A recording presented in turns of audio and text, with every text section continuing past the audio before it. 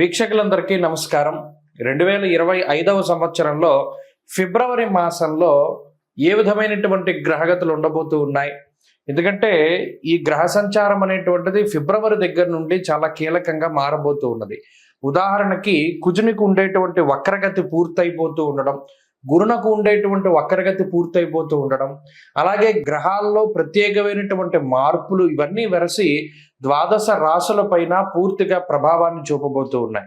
ఉదాహరణకి ఈ మాసంలో ఉండేటువంటి గ్రహస్థితిని గమనిస్తే ఫిబ్రవరి నెల 4వ తారీఖు రాత్రి అంటే 5 వచ్చేస్తుంది. 5వ తారీఖుల గాయతూ గురుని యొక్క వక్రగతి పూర్తయిపోతుంది. ఇప్పటి వరకు వక్రించినటువంటి గురువు ఇక రుజుమార్గంలో ప్రయాణం చేస్తూ తన యొక్క సాధారణ ఫలితాలని ఇవ్వబోతూ ఉన్నారు.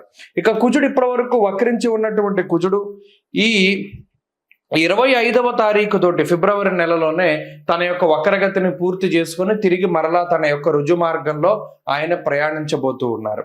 అలాగే రవి మకర రాశిలో సంచారం చేస్తారు 13వ తారీఖు వరకును. ఆ తదుపరి 13వ తారీఖు లగాయితూ కుంభరాశిలో రవి శని గ్రహాల యొక్క యుతి.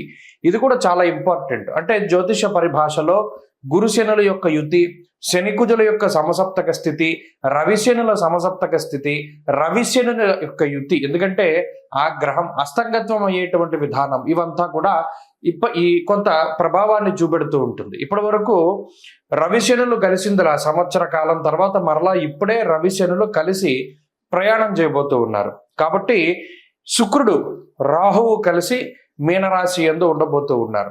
ఇలా ఉన్నప్పుడు ఈ ఫిబ్రవరి మాసంలో ద్వాదశ రాశులకు ఏ విధమైన ఫలితాలు కలగబోతాయో మనం తెలుసుకుందాం. ముఖ్యంగా ఈ మాసం అంతా కూడా దేని మీద ఆధారపడింది అంటే గురుడిచ్చేటువంటి ఫలితాల మీదే ఆధారపడి ఉంటుంది. తప్పితే రవిశనుల యొక్క యుతి జరిగినప్పుడు అనగా 13వ తారీఖు దాటిన తర్వాత కూడా ఎక్కువ విషయాలు ప్రభావితం అవుతూ ఉంటాయి. కాబట్టి ఈ విషయాలను నిశ్చితంగా పరిశీలన చేద్దాం. అందులో భాగంగా ద్వాదశ రాశుల యొక్క ఫలితాలని మనం చూద్దాం. మకర రాశి వారికి ఫిబ్రవరి మాసంలో ఏ విధమైన ఫలితాలు వస్తున్నాయో చూసుకుంటే ప్రధానమైనటువంటి బలాలు మళ్ళా మీ సామ్రాజ్యం మీకు వచ్చేటువంటి రోజులు, మరలా మీ బలం పెరిగేటువంటి రోజులు, మరలా మీరు చక్రవర్తులు అయ్యేటువంటి రోజులు. ఏంటంటే ఇంత హైప్ ఇస్తున్నారు అంటే నిజానికి షష్టకుజుడు పంచమ గురుడు అసలు ఈ 2 గ్రహాలు చాలు. ఎందుకంటే గురువు పంచమ స్థాన స్థితిలో ఉన్నప్పుడు వక్రించి చాలా ఇబ్బందికరమైనటువంటి ఫలితాలు జూలై నుండి వచ్చాయి. తర్వాత కుజుడు స్తంభించడం వల్ల కూడా వ్యతిరేక ఫలితాలు వచ్చాయి.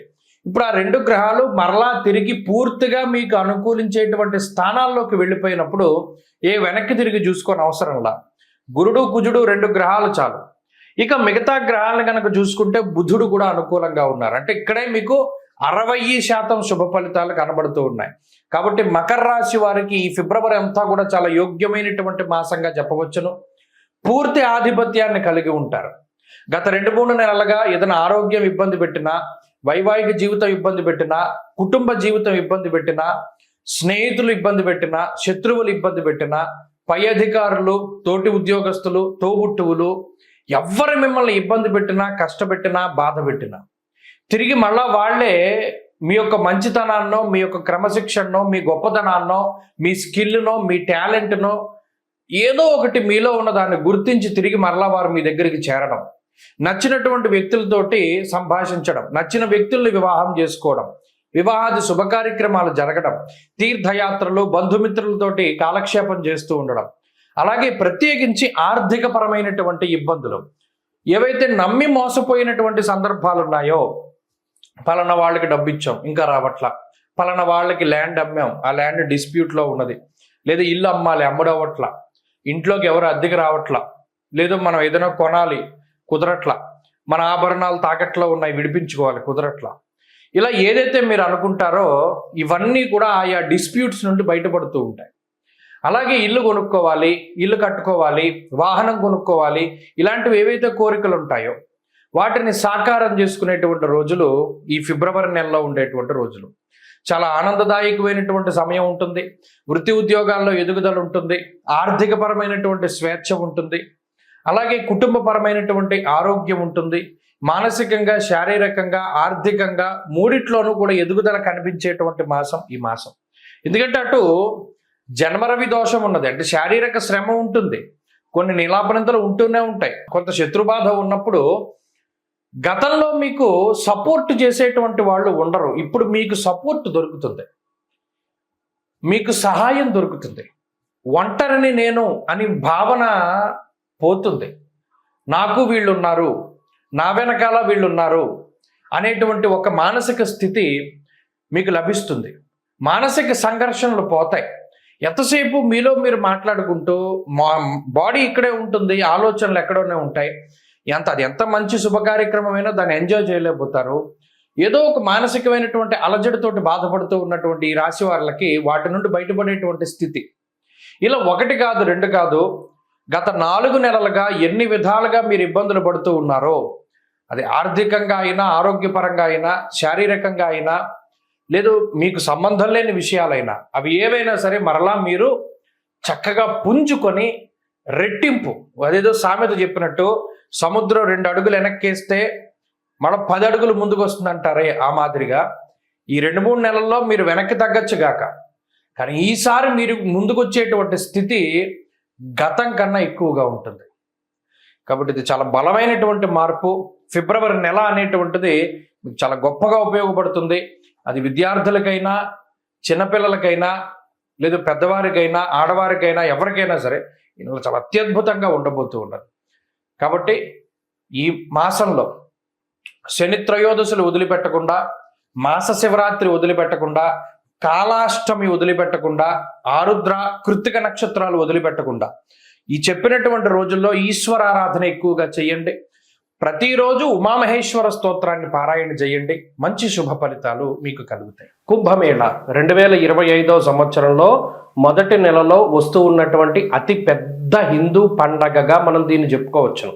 కానీ చాలామంది మనలో, అంటే కుంభమేళ అనగానే మనకి నాగసాధువులు కనబడతారు, అలాగే ప్రయాగ్రాజ్లో జరుగుతూ ఉన్నది, భారీ సెట్టింగులు కనబడుతూ ఉన్నాయి. నిజానికి కొన్ని కోట్ల మంది, 40 కోట్ల మందికి పైగా ఈ కుంభమేళాలో పాల్గొంటారు అని చెప్పి అధికారికంగా వినిపిస్తూ ఉన్నటువంటి మాటలు. అయితే ఇంత పెద్ద ఉత్సవానికి చాలామందికి రీజన్ తెలియదు. అంటే చాలామంది మనలో కుంభమేళానికి వెళ్తున్నాం, మేము స్నానం చేద్దాం అనుకుంటున్నాము, ప్రయాగలో స్నానం చేస్తాము, దాని తర్వాత గయ వెళ్తాము, దాని తర్వాత కాశీ వెళ్తాము, ఇవన్నీ చెప్తారు.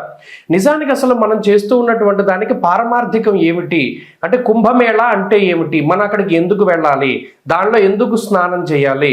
ముఖ్యంగా పేరు చూస్తే కుంభమేళ, ఇది హిందూ పదం.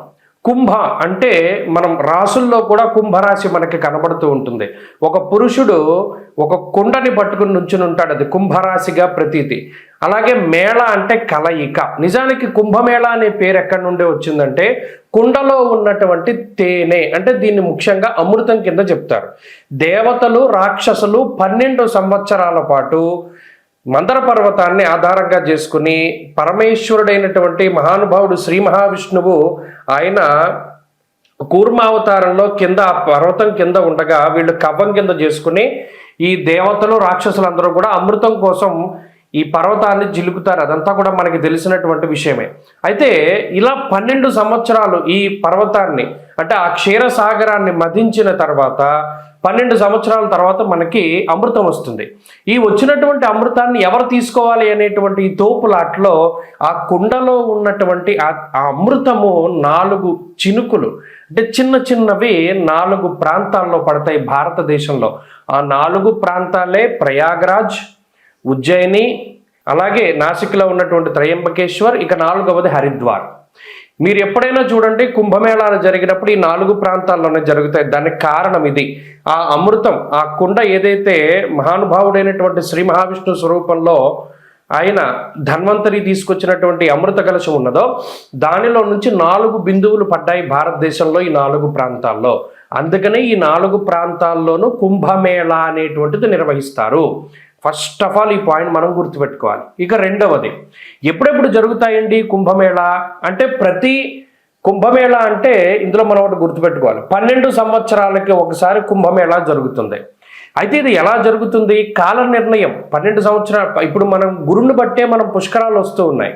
గురుని బట్టి ఎందుకు వస్తాయి పుష్కరాలు, అది కూడా మనం ఆలోచించాలి. మనం గుడ్డిగా వెళ్ళిపోకూడదు.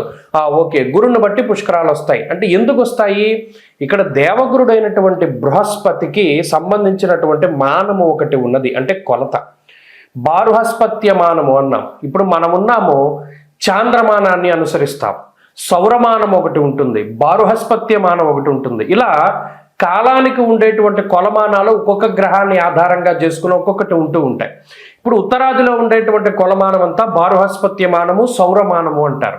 ఈ సౌరమానం, బారుహస్పత్యమానాల ఆధారంగా సూర్యుడు, గురుడికి సంబంధించినటువంటి గ్రహ గమనాలను బట్టే ఈ కుంభమేళా వస్తూ ఉంటుంది. ఈ రవిగురుల యొక్క మార్పులు, ముఖ్యంగా రవిగురులు ఇద్దరూ కలిసి వృశ్చిక రాశిలో ఉన్నప్పుడు ఉజ్జయినిలో ఈ కుంభమేళా నిర్వహిస్తారు.